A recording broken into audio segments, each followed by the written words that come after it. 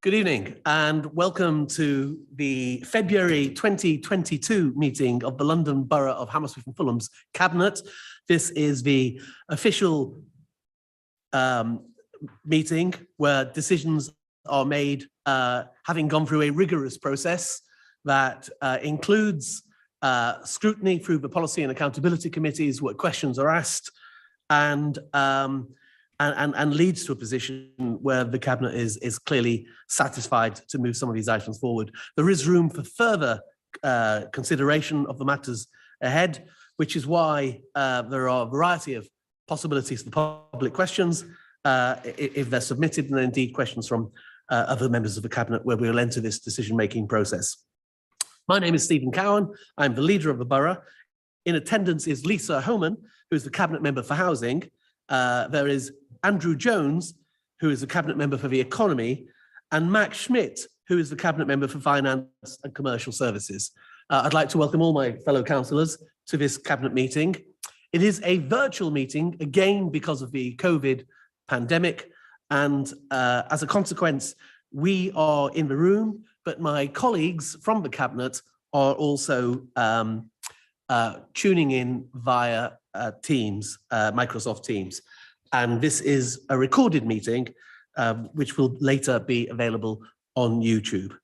Now, to begin, we have in attendance on YouTube, Councillor Adam Connell, Councillor Sue Fenimore, the Deputy Leader, Adam Connell being the Member for Public Service Reform, Councillor Wesley Harcourt, Cabinet Member for the Environment, and Councillor Sharon Holder, Cabinet Member for Strategy.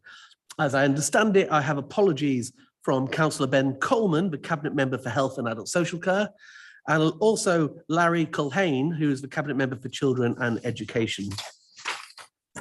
Okay, I will move, the monitoring officer is present virtually along with colleagues from the senior leadership team, and those officers are available for consultation.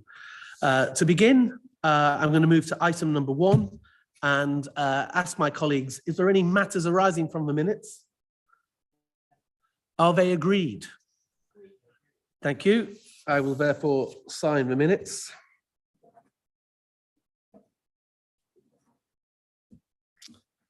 Of the meeting from January 2022. Okay, I've covered apologies from absence. Are there any declarations of interest? Okay, thank you very much. Now we move to revenue, budget and council tax levels for 2022-2023. This item will be formally agreed in 2 weeks' time at the full council meeting. But at this point, I hand over to Councillor Max Schmidt, the Cabinet Member for Finance, and ask him to introduce his report. Thank you, Leader. As you say, we'll be debating this in full in several weeks' time. But I just want to highlight that at a time of a clear cost of living crisis, when government taxes are going up, when energy prices are going up, this council is freezing council tax, and we're stepping in to not apply the government's adult social care precept to make sure the council covers the cost of that for residents. All fees and charges are either frozen in real terms or cut in real terms. So those are several steps that we're taking to make sure the cost of living crisis isn't worsened by our actions, but we're stepping in to help residents. And just to underline that we're not doing this in a way that in any way impedes the work of the council, quite the opposite. The budget puts in £7.4 million of new investment in new and better services, and it contributes £2.1 million to reserves to make sure that we can function properly should there be another similar crisis to the COVID pandemic in the future. So I think it's a prudent budget. It's a budget that builds better services for residents, but it's also one that doesn't take money out of their pockets like they're seeing the government do and many other councils across the country do. Thank you very much. Can I just commend you, Councillor Schmidt? This is a fantastic budget. Not only does it see greater investment going into frontline services, such as the law enforcement team that we now see patrolling our streets, such as extra money for adult and children's social care, and indeed extra money for many different issues, including climate change. What we've also managed to do is to be one of the very few councils in Britain to freeze council tax in totum. And I stress that is quite a feat, because other councils in the past, certainly other administrations in the past, have frozen or cut council tax. But in the past, the government funded those freezes or cuts. It literally gave the council money to freeze or cut council tax. No such funding is available today, nor has it been in previous years.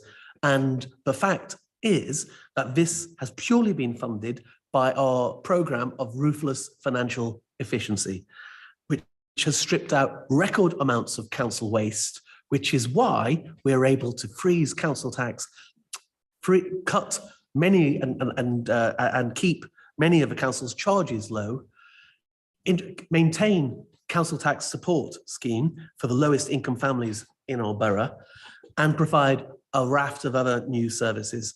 It really is very difficult to do those things. And the reason we've done them is not just because of Max Schmidt's excellent stewardship of the finances, but as importantly, Kim Smith and the senior leadership team's stewardship of managing their budgets. I cannot stress enough how important the ruthless financial efficiency programme has been in turning a once old-fashioned council into a modern, effective business. And whilst we still have some way to go on that journey, the fact that we're able to do this at a time when energy bills are shooting up, national insurance, government taxes are shooting up, and indeed, food charges are shooting up, and inflation as a whole, which is not necessarily the best indicator at this point of the huge extra charges households face, is also shooting up. So well done, Councillor Smith. Thank you very much to the senior leadership team, and we look forward to moving on with this and sticking by our pledge to keep keep some of the lowest council taxes. We currently have the third lowest council tax in Britain, and we will continue to do that because we care about people's money in their pockets. So thank you. On that note then, do we agree with this paper? Agreed. That's a surprise. Agreed. Thank you very much. Excellent. Well, that's a good way to start. 4-year capital programme, 2022 to 2026, the capital strategy from 2022 to 2023. Over to you again, Max. So this is a compilation of the financial capital implications of the decisions that we've made as a cabinet and as a council over recent years, in particular prioritizing the need for more genuinely affordable social housing. So the affordable housing that will be delivered through the Civic Campus scheme and all the other benefits that scheme bring as well. The Ed City scheme, which will bring benefits to a brand new school and affordable housing, and other affordable housing schemes up and down Hammersmith and Fulham are all made possible through this 4-year capital plan. I recommend it for approval, and it will again be debated at the Budget Council in several weeks. Thank you. Any questions on this item? I would say it's important that we pick out some of the different aspects of the capital strategy. At a time when youth clubs and youth services are being closed down, the youth zone being built in White City will be one of the most advanced anywhere in Britain. I think that's an important scheme. I think you have to be tough on the causes of crime, and often those causes are deprivation and a shortage of life opportunities, a difficulty in acquiring skills, and indeed, just the things are not to do for young people. We are on the side of young people. We believe they deserve the best future possible. Everyone should strive to shoot for the stars, and to have that scheme with Ed City sitting right alongside our industrial strategy, which Councillor Jones has been leading on as our cabinet member for the economy, which sets to make the borough into a global economic hotspot in STEM industries, medicines, media, and the arts. This combination gives people life chances that we've not seen before, and that does take hard cash investment. That's exactly what this item delivers, is a capital programme that does that, and therefore I commend this report. Can I ask, do you support that? Is that as agreed? Agreed. Thank you very much. Excellent. Excellent. And again, thank you to the officers who have worked on this programme. Sticking with Councillor Schmidt, the Treasury Management Strategy Statement for 2022-2023. Oh, sorry, yes. Item number 6, capital program monitor and budget variations. Sorry, Max. Back to you again.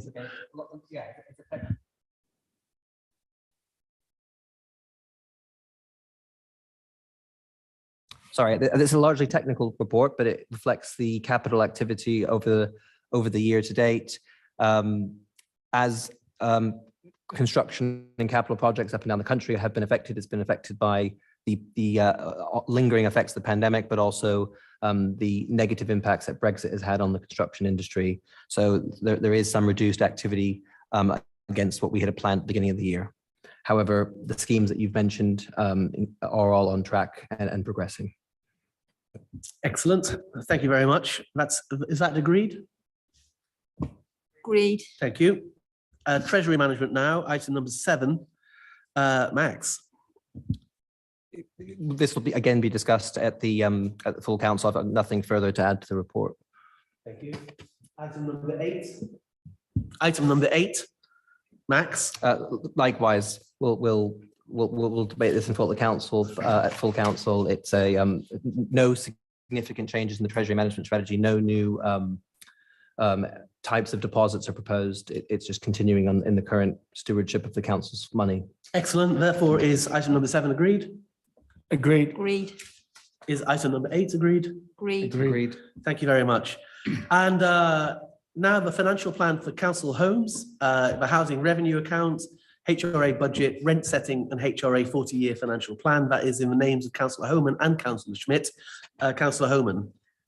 Thank you. I'd recommend this report. We are recommending a 1.5% rent increase this year, which is way below the current rate of inflation and much lower than most other boroughs in London are proposing.